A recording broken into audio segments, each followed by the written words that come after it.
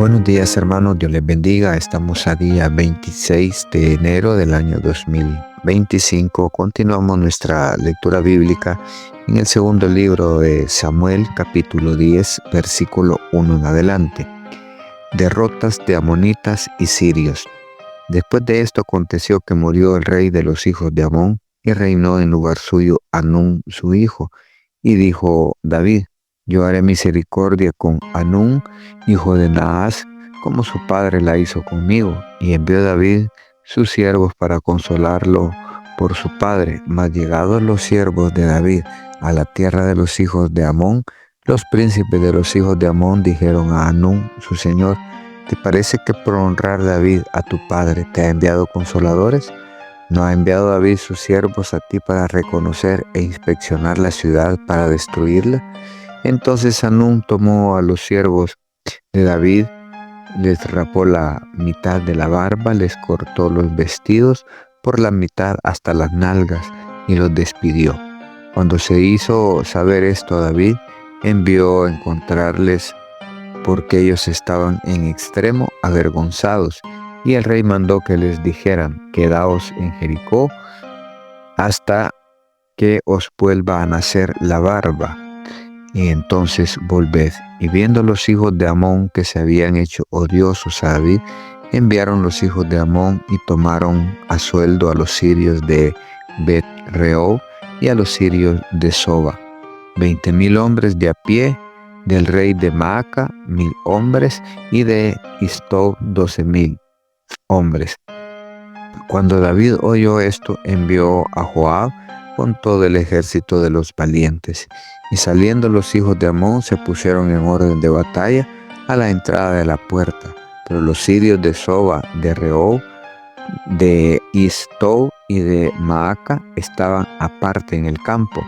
Viendo pues Joab que se le presentaba la batalla de frente y a la retaguardia, entresacó de todos los escogidos de Israel y se puso en orden de batalla contra los sirios. Entregó luego el resto del ejército en mano de Abisai su hermano y lo alineó para encontrar a los amonitas. Y dijo: si los sirios pudieran más que yo, tú me ayudarás, y si los hijos de Amón pudieran más que tú, yo te daré ayuda.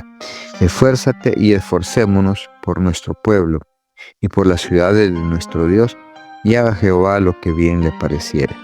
Y se acercó Joab y el pueblo que con él estaban para pelear contra los sirios, mas ellos huyeron delante de él. Entonces los hijos de Amón, viendo que los sirios habían huido, huyeron también ellos de delante de Abisai, y se refugiaron en la ciudad.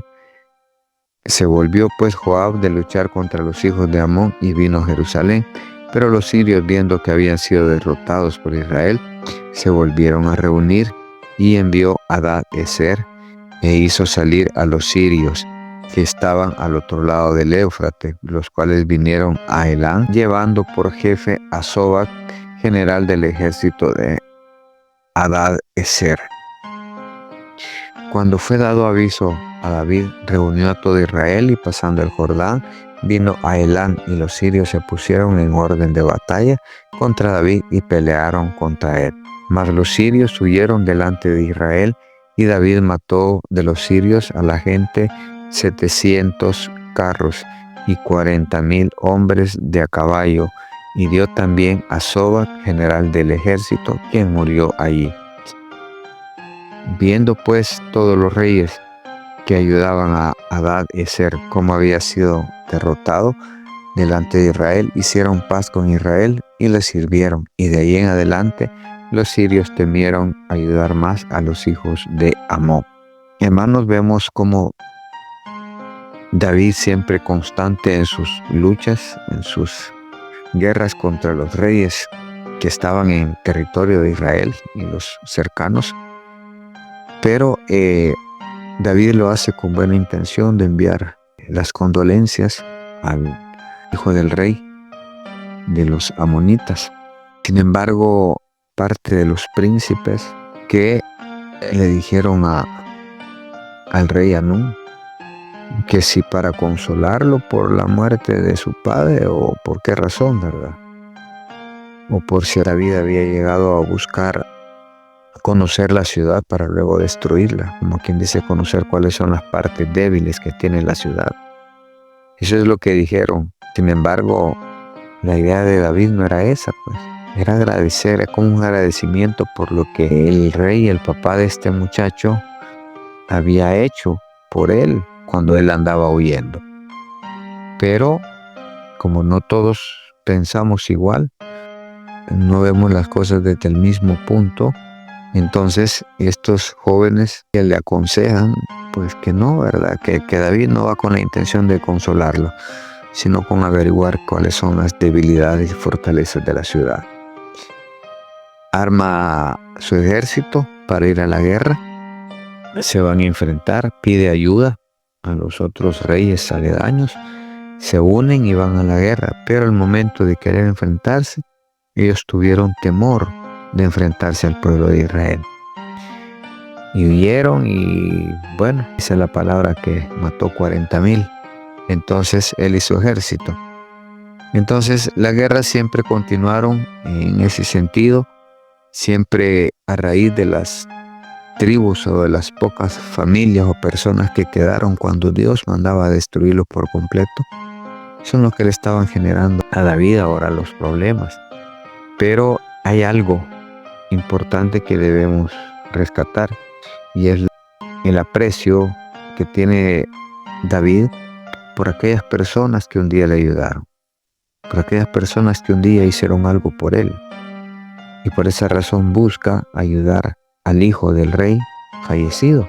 Sin embargo, siempre hay quienes van a buscar dañar, siempre van a buscar lo que conocemos como chambre, hacerlo para poder desvirtuar algo o buscar acusar a alguien de algo. Desgraciadamente, esa es la parte humana que no podemos controlar y es por lo cual siempre hay ese resentimiento, ¿verdad? Ese mal pensamiento en contra de los demás. Y estos otros príncipes aconsejan al rey pues que no los permita ahí, ¿verdad? Los siervos que David había enviado. E incluso les rapan la mitad de la barba, dice, y les rompen los vestidos. Eso era algo desagradable, el andar con vestidos rotos y así la barba recortada o cortada, rasurada a la mitad. Pero todo eso David lo sabe y arma batalla en contra de ellos. Dios va a dar siempre la victoria por aquellos que se levanten en contra de uno, máxime cuando están haciendo o hablando cosas que no son. Desgraciadamente, como seres humanos somos volubles y cualquiera nos puede convencer de lo contrario. Posiblemente aquellas cosas estén bien, pero siempre hay alguien que nos va a cuestionar, nos va a sacar algo y muchas veces nos va a inducir a que no aceptemos cuando quizás sea lo mejor. Pero confiados en Dios, sabemos que nosotros podemos tener la mejor dirección para las decisiones que cada uno de nosotros tomemos. Hermanos, la obediencia a la palabra, el aceptarla, el hacerla, en creerle a Dios, eso trae mucha bendición. Bendiciones, hermanos, esto ha sido un cafecito para el alma.